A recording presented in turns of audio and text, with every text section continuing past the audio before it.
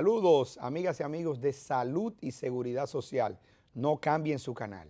Normalmente una imagen un poco más oscura aparece en el saludo, pero ustedes saben que es que nuestro amigo, que tanta bulla hizo, ha desaparecido. Sobre todo cuando él sabe que tenemos programas que son medio de Grandes Ligas, con los temas y eso, él se desaparece. Pero nada, salúdalo, Rodolfo, tu amigo. Yo lo que estoy pensando es que yo no le voy a hacer cheque este mes. No le voy a hacer cheque. Entró dinero. Entró dinero. Entraron 20 pesos. Yo no le puedo hacer cheque, no he trabajado este mes. Da 6 para cada uno y 2 para los impuestos. Y 2 para los impuestos. Está bien eso. Ey, esto es un programazo. Mire, esto da para todo. Esto da hasta para dar a los invitados. Así. Exactamente. Oye, todos los invitados siempre quieren venir porque se van con su cheque. Su cheque en la mano. Al último le dimos 1,5. Un peso con 50 centavos. Sí, porque ni un taxi. No, ni un taxi. Señores.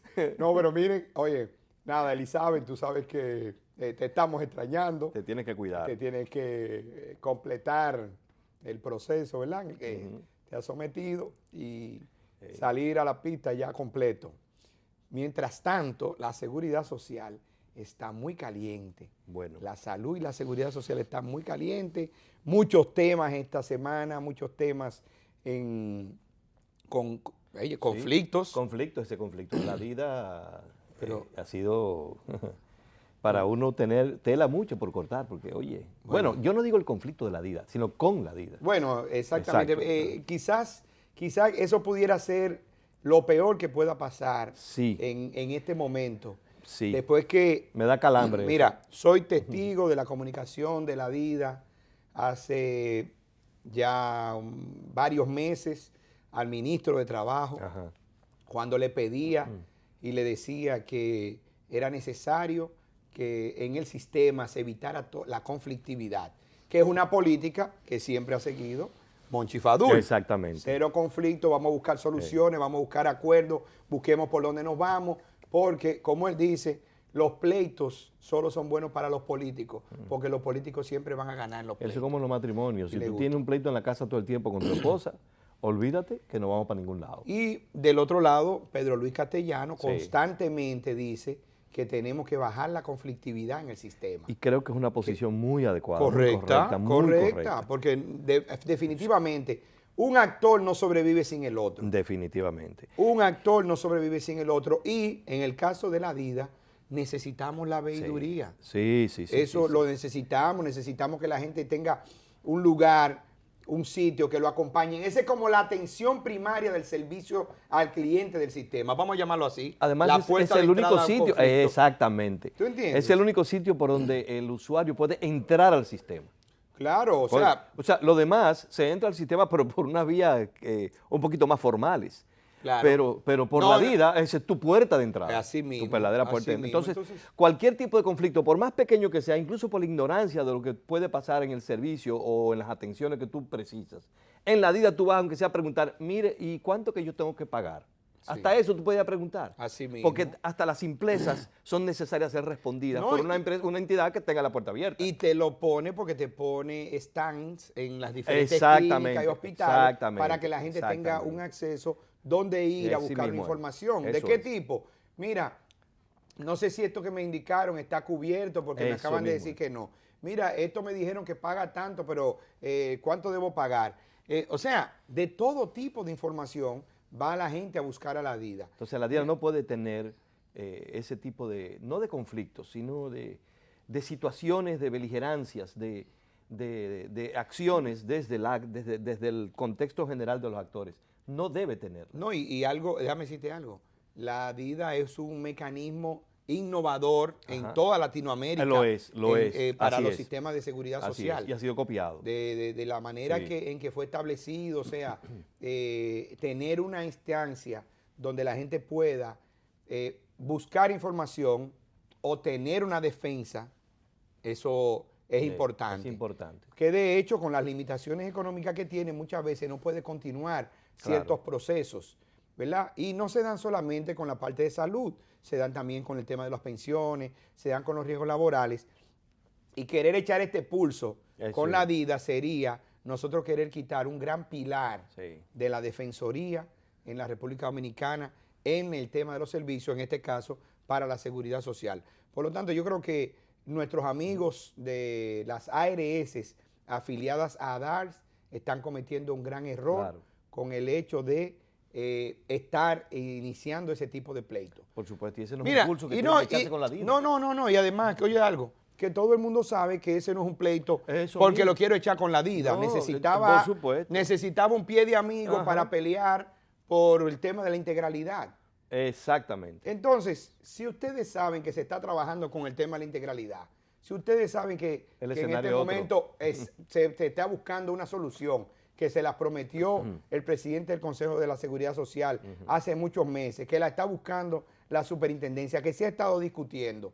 Entonces, ¿por qué iniciar, buscar un pie de amigo para echar una lucha contra algo que no es lo que le está causando a usted el problema? Naturalmente. No lo es, Rodolfo, porque oye una cosa, la siniestralidad de las ARS Ajá. en el año de la integralidad no subió, ¿Y entonces? no subió. Y mira, y lo digo porque incluso tenemos hasta ¿Tú tienes las Senasa. estadísticas? Sí, claro, la conocen, son públicas, la conocen, que hasta Senasa está diciendo que la integralidad le está afectando. Y yo creo que aquí estamos obviando lo que es gestión de riesgo en salud. Ujú. Y es ahí a lo que se tienen que enfocar. ¿Cuáles son las estrategias que usted tiene que montar para, primero, y eso es gestión de riesgo en salud 101, identificar el riesgo, controlarlo, prevenirlo, perdón, controlar los efectos adversos y después disminuir cualquier probabilidad de ocurrencia. Señores, eso es lo que tienen que hacer. Ahora, ¿cuáles son? Para hacer eso, tienen que existir mecanismos de contratación o con los prestadores diferentes a los que existen, porque solamente existen mecanismos de contratación que van por pago por servicios prestados, y todo el mundo sabe que donde se paga por servicio prestado, la tendencia es a indicar más servicios. Claro, el acto Entonces, sale más caro. entonces, si eso se conoce, ¿por qué tenemos entonces que empezar una lucha Sí. que no lo es? Es ahí que usted tiene que girar. No, que queremos que el sistema gestione los riesgos por mí y que me lo monte todo con el riesgo montado. Si esa es la premisa, compadre.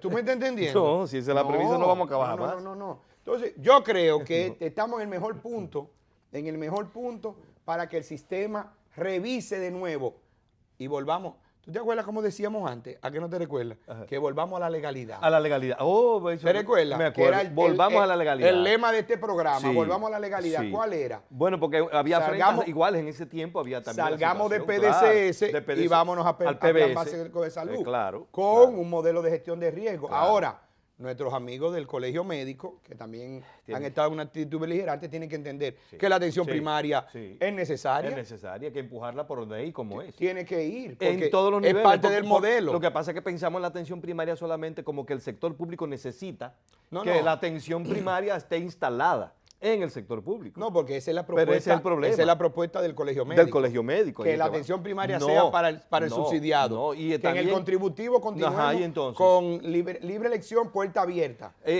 Y el concepto Un que modelo gringo. siempre he creído en el concepto equivocado de decir que la puerta de entrada es una contención de costos. No, No. es una contención de problemas. Exactamente. O sea, conteniendo el problema tú puedes contener el costo. ¿Qué yo quiero evitar? Que el paciente con hipertensión se me empeore porque dejó de tomar el medicamento.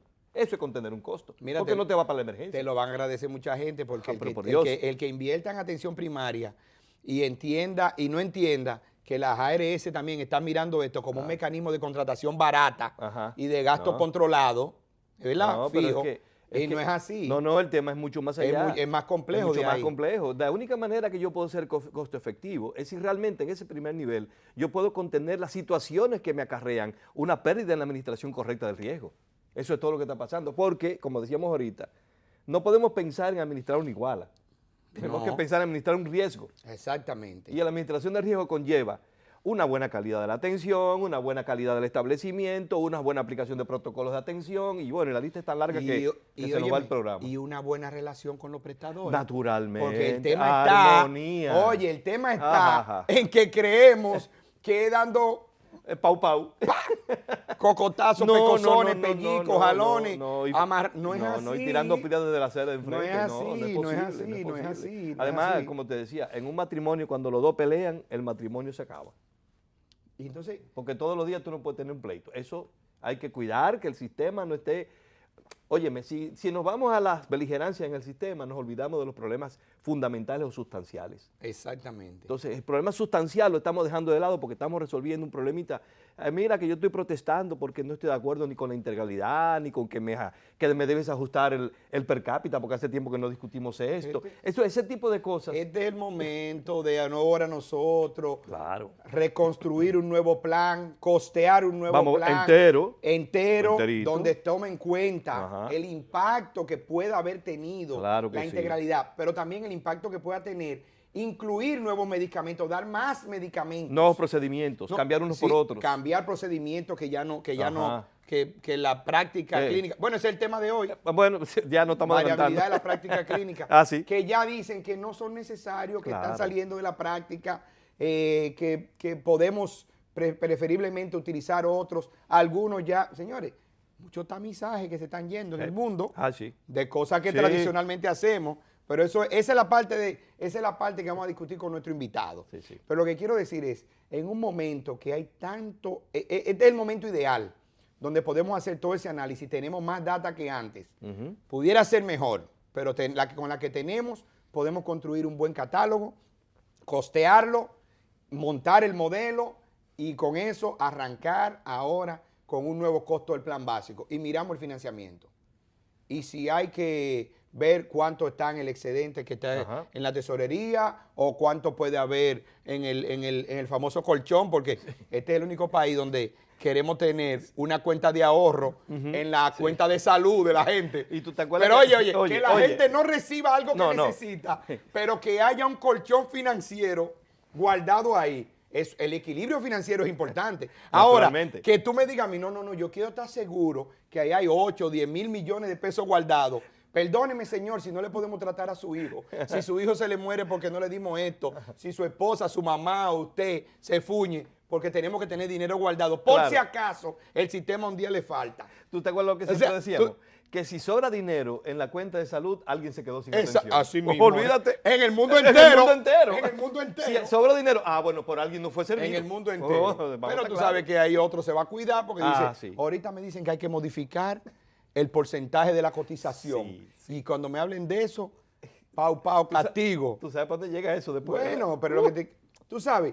Entonces, lo decimos así para que la gente entienda este problema de manera amplia, global. Es más sistémico de lo que... Más sistémico. Sí, es así. Pero yo creo que lo que tenemos que hacer hoy es entrar a lo que queríamos hablar hoy. Nosotros tenemos un invitado hoy, el doctor Luis Giacometti Rojas, un amigo adoptado en la República Dominicana, ¿verdad? Oriundo de Colombia. Después estuvo por Allende de los Mares en España. Después a veces allá hacía frío y un día calor y arrancó para Panamá y dijo, no, en Panamá es demasiado calor. Aquí, oye, él dice que aquí hace frío comparado con el que le daba en Ciudad de Panamá y decidió que va a estar con nosotros un tiempo aquí. Hoy nosotros queremos hablar con él, discutir con él el tema de variabilidad de la práctica clínica. Y ustedes verán lo interesante de este tema. Ojalá hoy Waldo Suero y todos los presidentes de las sociedades médicas estén conectados ahí en el televisor para que puedan ver de lo que estamos hablando. Las autoridades, el Ministerio de Salud, la Superintendencia de Salud, que ya ha conocido el tema. O sea, ustedes verán lo interesante que va a ser el abordaje que le vamos a dar a este tema hoy, de cara a la construcción precisamente de un catálogo que se adecue a las necesidades y a lo que está demandando la medicina en el día de hoy. Bien. Pero eso lo vamos a hablar después de nuestra pausa. No se muevan.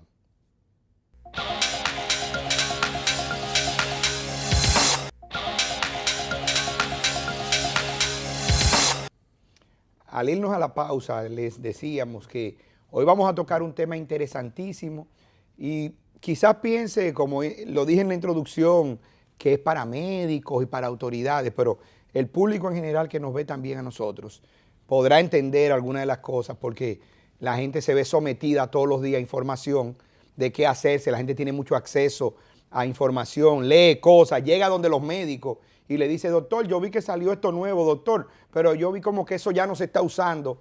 Y todas esas cositas, todas estas guías que están haciendo los países desarrollados, que están monitoreando los diferentes procedimientos, los diferentes medios diagnósticos, los diferentes tratamientos, están, ¿verdad?, cuestionando constantemente las verdades de hoy que se convierten en mentiras del mañana, pero lo son en el día de hoy.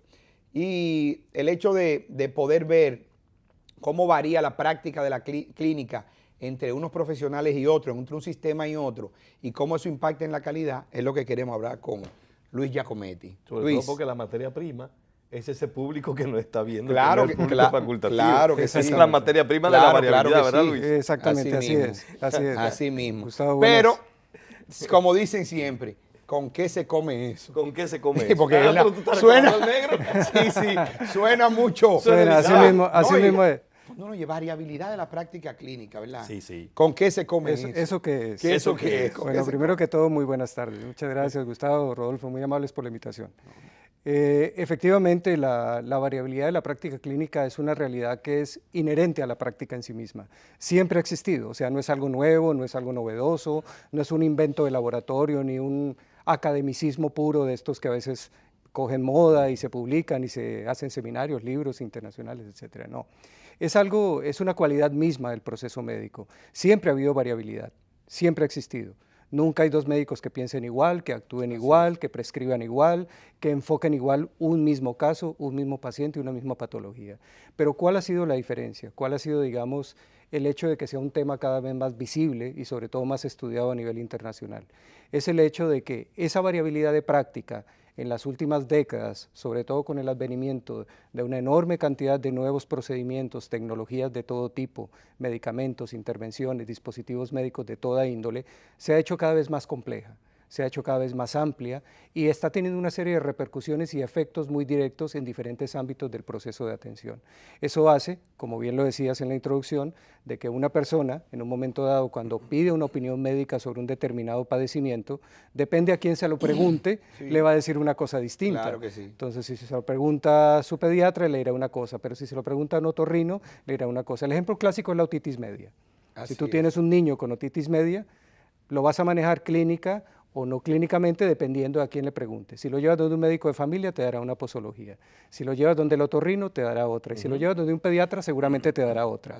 Y todos con criterio válido, o sea, claro, totalmente válido, desde el ámbito de su especialidad y desde el ámbito de su experiencia profesional. Y sus escuelas. Y sus escuelas, y sus maneras como fueron formados. Claro que sí. Sus maneras como fueron formados.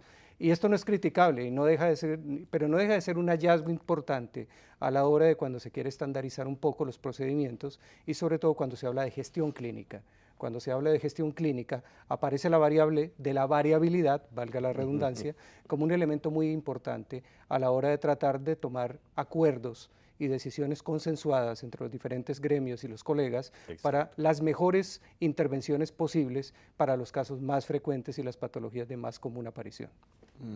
Ese es más o menos en términos bastante en resumidos. pocas palabras lo que podemos decir es que poner de acuerdo a un grupo de médicos sobre una patología en particular, con un paciente en particular, es la gran disyuntiva. Es bien complicado, es bien complicado. Claro. Mira, hay un estudio muy famoso que se hizo en Canadá hace algunos años en relación con un estudio de cohorte epidemiológico donde se tomaba un grupo de 250 ortopedas, cirujanos ortopedas, sobre indicaciones de artroscopía de rodilla, de las cuales había más o menos 35 parámetros comúnmente aceptados por la comunidad internacional de la ortopedia en relación con las indicaciones para una artroscopía de rodilla.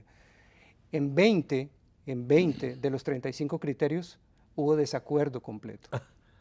En 20 de los 35 criterios. Casi nada. Entonces, ese es un ejemplo y se publicó en la revista canadiense de ortopedia y salió en el Journal American de la Sociedad Americana de Medicina. Y así como esos hay muchísimos estudios. ¿Y el estudio evaluó si en esos 20 desacuerdos hubo algún resultado favorable para los pacientes? Bueno, fíjate, lo que hizo el estudio fue básicamente comparar los diferentes grados de acuerdo y desacuerdo entre el enfoque clínico, la experiencia personal, la revisión bibliográfica, ¿sí? Y lo que era utilizado comúnmente en la práctica cotidiana de cada uno de ellos. Entonces, muchas veces lo que se aprendía en la escuela más lo que se evidenciaba en la literatura no era necesariamente lo que se hacía en la práctica clínica. O sea que habían diferentes momentos para tomar diferentes decisiones.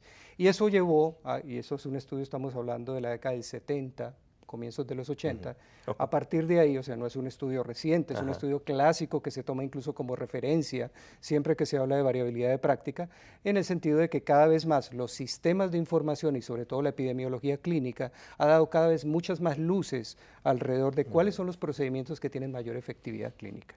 Y los que tienen mayor efectividad clínica y han demostrado un mejor efecto al final de cuentas en nuestros pacientes son aquellos que tienen una mayor recomendación en términos de coste-efectividad, coste-utilidad y todo lo que tiene que ver ahora con los planes de beneficios. Exacto. Que entramos un poco en el tema que mencionaba Gustavo hace un momento. Sí, sí, sí. O sea, nosotros sabemos que tampoco las poblaciones responden igual a un tratamiento. Es verdad. O sea, las dietas pueden incidir. Claro. Por ejemplo, en países donde, qué sé yo, México, para poner Latinoamérica, que tiene unas dietas muy particulares y bastante diferentes a las dietas nuestras, ¿verdad? Correcto. La etnicidad, sí. La genética. Entonces ahí vienen ambiente, genética, todo eso. Influye también en cuando un tratamiento es el mandatorio para una población u otra. Así es. Cuando se estudia esto, ¿se toma en cuenta ese tipo de factores? Por supuesto. Para poder comparar un estudio con el otro. Por supuesto, si no se hiciera, serían estudios muy sesgados. Claro. O sea, se tienen que valorar absolutamente todas las variables que intervienen en la variabilidad, todos los factores, mejor, que intervienen en la variabilidad. Se han identificado 5 o 6 factores fundamentales que intervienen sobre la variabilidad de la práctica clínica.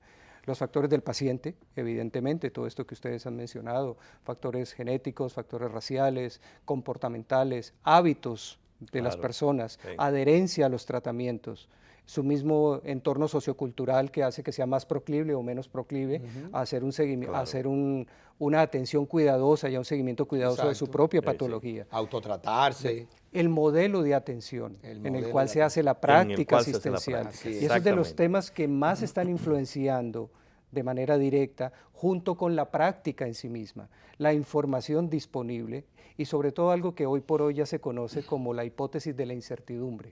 Entre más incertidumbre clínica se tenga, mayor variabilidad. Mayor variabilidad. O sea, en otras palabras, los médicos diagnostican lo que conocen. Sí.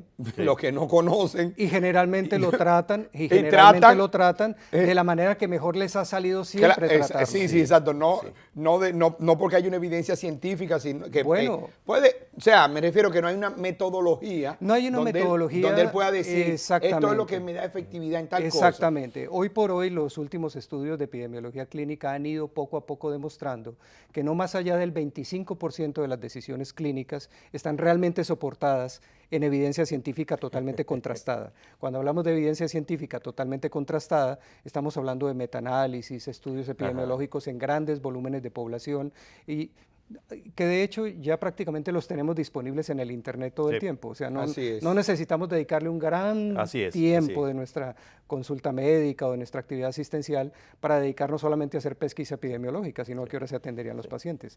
Pero como mínimo sí, muchos de estos análisis ya están disponibles y ya están las recomendaciones de mejores prácticas que en últimas son las que hoy por hoy son la base de las guías de práctica clínica, los protocolos de atención, etcétera, etcétera. O sea, qué bueno que mencionaste eso. O sea, yo no puedo simplemente, probablemente, para algunas patologías, para algunos padecimientos, traer una guía de un sitio y simplemente asumirla aquí. No necesariamente. No, de hecho hay que tener muy en cuenta una cosa.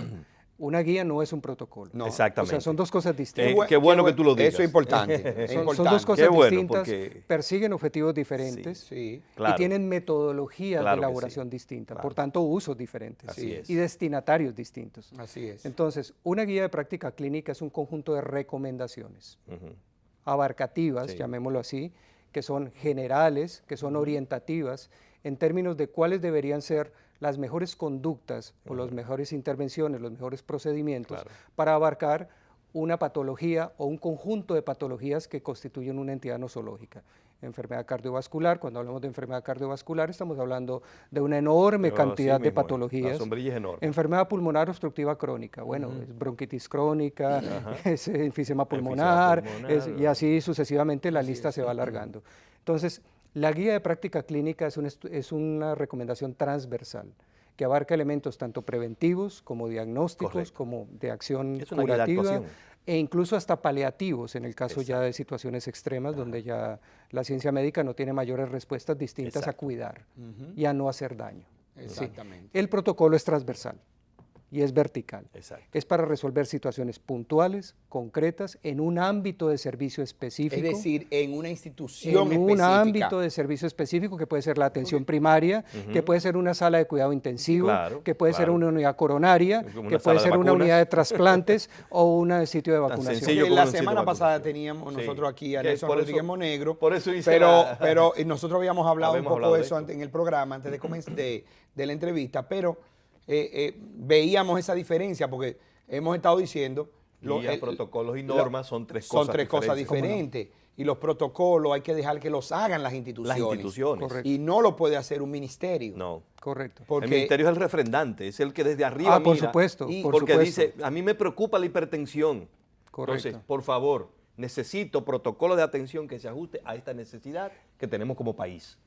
sí, pero protocolos en las instituciones que tengan una capacidad Bueno, resolutiva claro. X. Correcto. Pero de hecho yo digo cuál es la guía de actuación. La guía de actuación es la que general me dice claro, con la que debemos manejarlo, claro. que puede tocar todos los niveles de atención, Por ¿no? supuesto. Correcto, Cuando así se es. describe. En la mayor parte de los países donde se ha tenido un muy buen desarrollo de todos los temas de gestión clínica y sobre todo de estandarización de la práctica, Reino Unido, en el contexto europeo, Reino Unido sobre todo, España, Francia también, han dado ese compás, digamos, de análisis desde la guía de práctica clínica como un elemento de recomendación general y las instituciones, las sociedades científicas, los gremios profesionales, las sociedades especializadas trabajan ya sus protocolos ya enfocados a la realidad de la práctica asistencial, Exactamente. que en un momento dado está muy condicionada a los recursos, a las condiciones mismas del Claro, sistema, claro. a las características también del uso de los servicios por parte de la población, población. de la información de la cual se dispone y de muchos otros factores que ya son demasiado particulares y que son difíciles de extrapolar de un contexto a otro. Así es. Por lo menos calcarlos al 100%. Sí. Luis, déjalo ahí porque cuando vengamos de la pausa le vamos a sacar punta a los estudios que puedan haber por ahí. Ahí vamos. Algunas cosas que ya se entiende que no debían, o sea, que están siendo muy cuestionadas, que son muy tradicionales, muchos screenings, muchos tamizajes en diferentes áreas, no solamente en cáncer ni nada de eso, y a ver de cuáles de esos tú tienes información que podamos compartir con los amigos. Pero no se muevan, que eso lo vamos a discutir después de la pausa.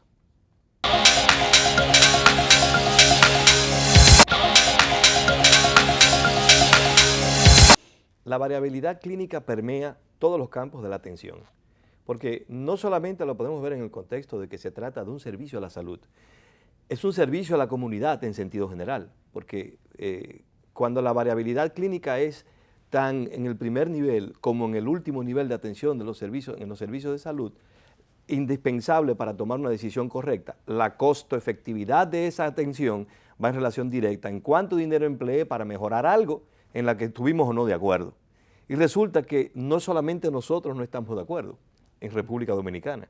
Tristemente tenemos casuísticas de otros países con mucho mayor desarrollo tecnológico y de información que nos dicen que esta situación no solamente afectaría a los países con menor organización en su plataforma sanitaria.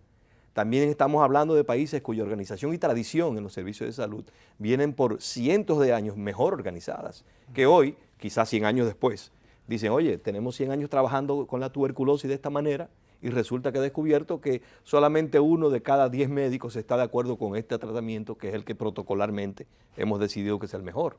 Entonces, en esa medida, viendo ese panorama, que desde afuera, en donde hay países ya con una organización de la información mucho mejor que la nuestra, se están quejando porque la variabilidad es demasiado grande, es decir, la incertidumbre es enorme. O sea, tiene una gran incertidumbre en cuanto a las terapias aplicadas o los procedimientos, la intervención médica.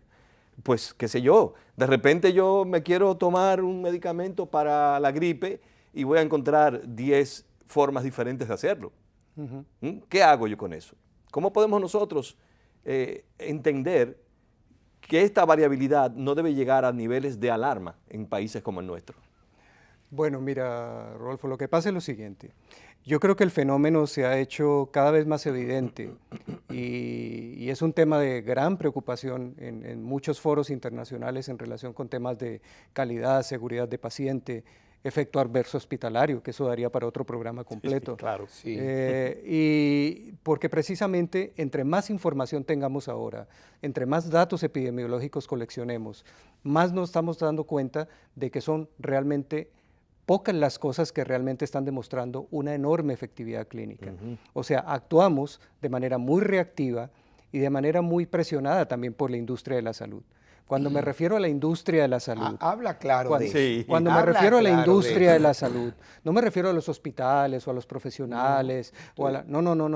Me Me refiero imagino a los fabricantes de tecnología. pero por supuesto, Ey, pero me refiero a la presión que hay desde la industria farmacéutica, que no digo que porque no haya presión sea buena o mala, no estoy haciendo un juicio de valor. pero hay presión. Pero hay presión. Pero hay presión. Desde la industria que produce dispositivos médicos, se producen entre 3.000 y 4.000 patentes nuevas al año de dispositivos nuevos que salen al mercado.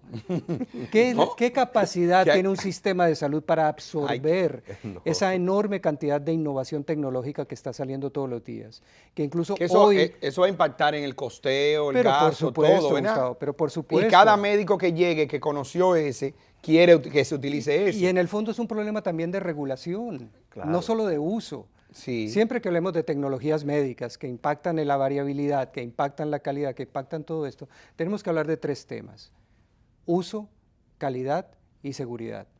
Cuando hablamos de uso, estamos hablando de de qué manera lo utilizamos, con qué criterio y para qué.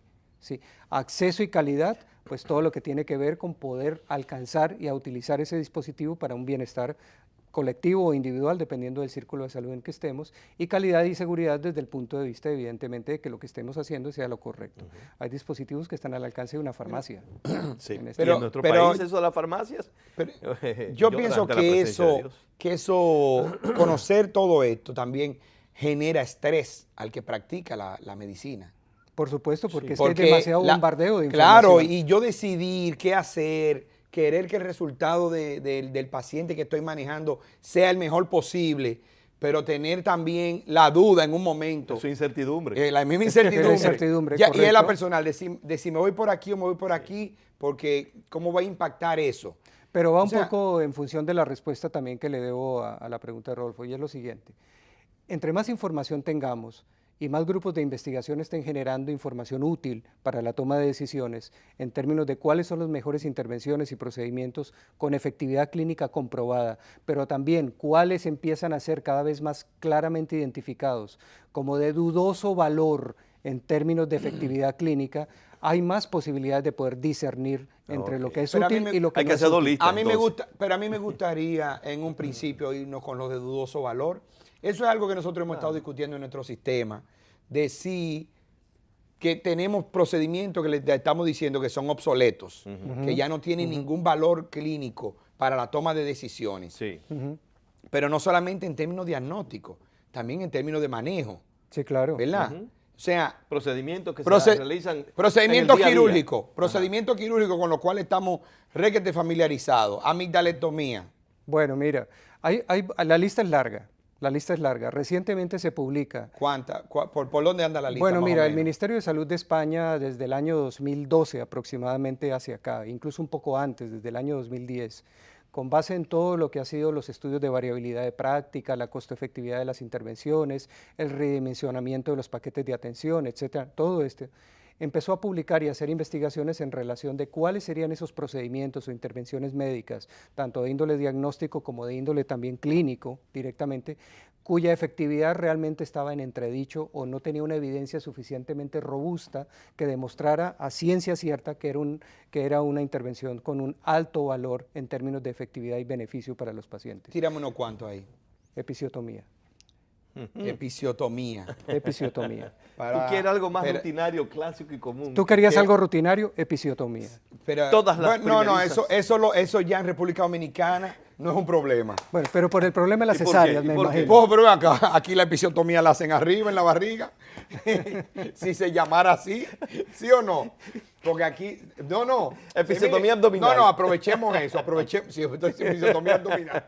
Para recordarle a la población que alrededor del 62% de las mujeres que dan a luz en la República Dominicana lo hacen en un parto por cesárea. Sí, es una publicación formal. Formal. O sea, que no es que...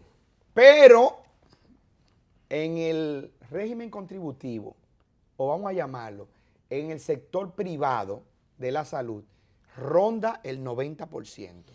Es decir, de cada 100 mujeres que paren o que dan a luz, lo hacen vía cesárea en el sector privado. Señores, los estándares hablan de tratar de 10 a mantenerse 15. alrededor de un 15. 15%, No, máximo 15. No, 15%. 15, y la OMS dice... Ya se acepta hasta el 20. Hasta el juguemos 20, hasta el hasta el 2022 Sí, porque sabemos... van a las comunidades dependiendo. Y saben Sí, que hay un sí. mecanismo de protección del Sí, médico sí, por sí. el tema médico legal, no Sí, sé sí, cuánto, sí, sí, sí. y que saben que va a estar ahí la misma incertidumbre. Espérate, si fallo, si Exacto. muere la criatura, Pero hay si un margen muere de la incertidumbre madre. aceptable. Pero señores, Es así. entonces, esas son, sabemos que muchas porque las mujeres la piden, pero la mayoría es por comodidad. Por comodidad. Entonces, la episiotomía la superamos en República Dominicana, pero qué bueno porque es posible que de las residencias médicas estén escuchando esto. Hay un estudio ahí sobre el número de cesáreas que se hacen en los hospitales docentes. Exactamente. Ronda el 43%. Sí, que ha subido tanto que era quien mantenía el balance. Sí. Claro. Los hospitales docentes claro. la mantenían por debajo del 20. Claro, ahí también hay unas variables que considerar. Sí. A los hospitales llegan regularmente. Como llegan, no, los de Exactamente, residencias sí. médicas no están Sí, llegando sí, sí, pacientes sí. que han sido Sí, exacto. evaluados y Evaluada, tratados a veces allá. con una y historia clínica desconocida. Claro, desconocida Sí, y la sí. duda es Correcto. mayor. Sí, sí, sí. La duda es Eso es mayor. así. Embarazos no controlados o mal Exactamente. controlados. Entonces sí. yo sé que el médico, porque yo Perfecto. haría lo mismo. Perfecto, pero es una decisión ejecutiva. está bien, pero hay Totalmente de días acuerdo. ahora que hablan Totalmente de de que en acuerdo. la preeclampsia severa Ah, sí. termines el embarazo antes. Sí, claro. No esperes, ¿verdad? Porque O hay sea, un tema de la salud del binomio. Exactamente. Sí. O sea, hay un tema ahí. Sí. Pero dime otra porque Bueno, mira, hay de todas las complejidades habidas y por haber. Podemos pasar por el screening, por ejemplo, de mamografía para sí. cáncer de mama, Exacto, el que screening ahí para va. cáncer de ovario, las histerectomías por sangrados abundantes de espérate, aguántate, metrorragias. aguántate. No lo tires así tan rápido. O sea, tú quieres decir, cuando yo, médico, hago pruebas para determinar la posibilidad de un cáncer de mama en una mujer, eso está ahora mismo en cuestionamiento. Está en controversia, correcto, está en controversia y hay un enfrentamiento muy evidente entre dos grandes bloques de escuelas, la escuela americana y la escuela europea. ¿Por qué? Porque está causando que se hagan más mastectomías. No, porque no se ha encontrado una relación No, directa. el impacto no se verifica. No se ha encontrado una relación Sí. directa en términos de beneficios, disminución de muertes, Mortalidad. Ajá. mortalidad, que Sí, es lo sí, más sí. importante en cáncer Sí, de mama, sí. detección precoz entre mujeres sanas que se hacen screening de cáncer de mama Y sin contra- antecedentes en la y sin familia. antecedentes, sino tamizajes en mujer sana, que es de lo que estamos hablando, ¿verdad? No estoy hablando de la mamografía indicada en una paciente en particular que por sus antecedentes No, no, personales no, o eso va, familiares. eso va. No, esa va porque va. Esa va porque va y está más Y que de hecho indicada. ya con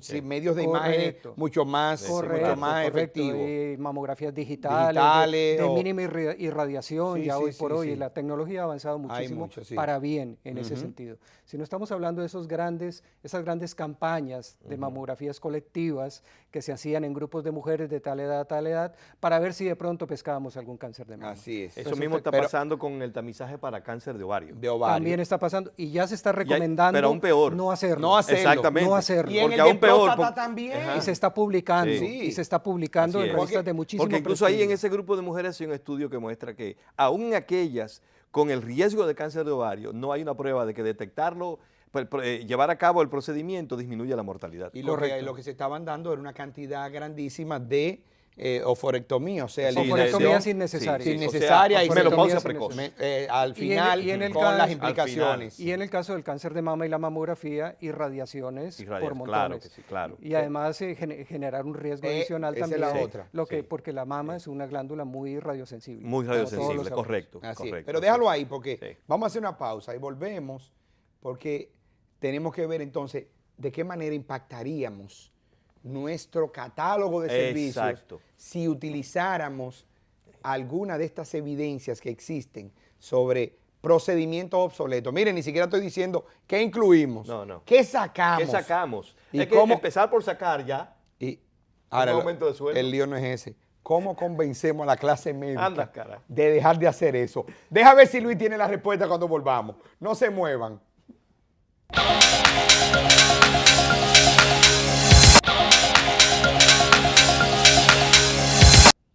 Parecería muy fácil, ¿verdad? Que esto resuelve todo.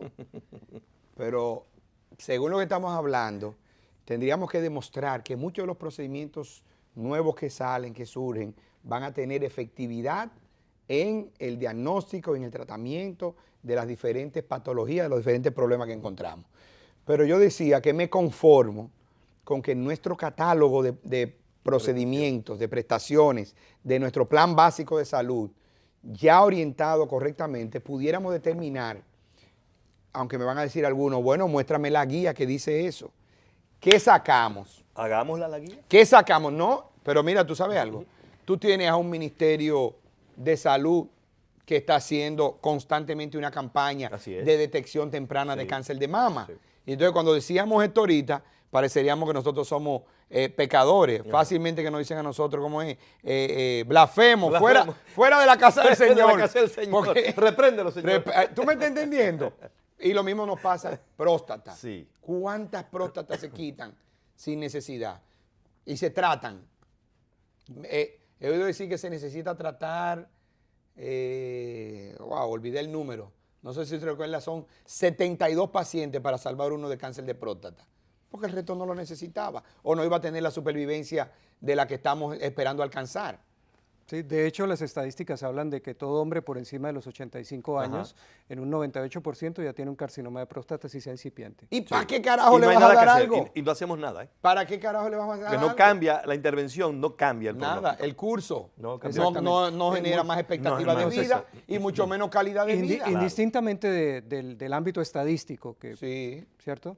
Lo que sí es muy cierto es que los sistemas de salud cada vez están mirando con mayor cuidado y con mayor delicadeza realmente qué financian y qué no financian. Porque es un tema en el fondo también de financiamiento. Y es no solamente en nuestros países, no estamos hablando de la República Dominicana, de Panamá, de Colombia, de Ecuador, no, estamos hablando del mundo entero. Claro. Estamos hablando de países como Suecia, como Canadá, donde también se están revisando sus planes de beneficios y están siendo muy cuestionadores con el uso de las tecnologías, porque son muy cuidadosos en el uso de las tecnologías. Cuando hablamos de tecnología tenemos que hablar de medicamentos. Claro. Pero por supuesto. Porque los medicamentos. Claro. Porque los biotecnológicos no nos estamos dando cuenta. O sea, es un medicamento, pero eso es en base a pura tecnología, ¿no? Por descontado. Pero ¿cuánto cuesta una dosis de cada medicamento de esto? Por ejemplo, el mismo cáncer de mama, otro tipo de cánceres. Tú estás hablando de los medicamentos modernos, los biológicos. Tenemos dosis que pueden andar entre los $3,000 a los $10,000. Así mismito. Por dosis. Por dosis. Entonces, correcto. Yo, ¿verdad? Leía también que en Europa, España, creo que Holanda es el único que está haciendo unas pruebas genéticas para los cánceres de mama, determinar cuáles realmente van a tener una efectividad real en el tratamiento.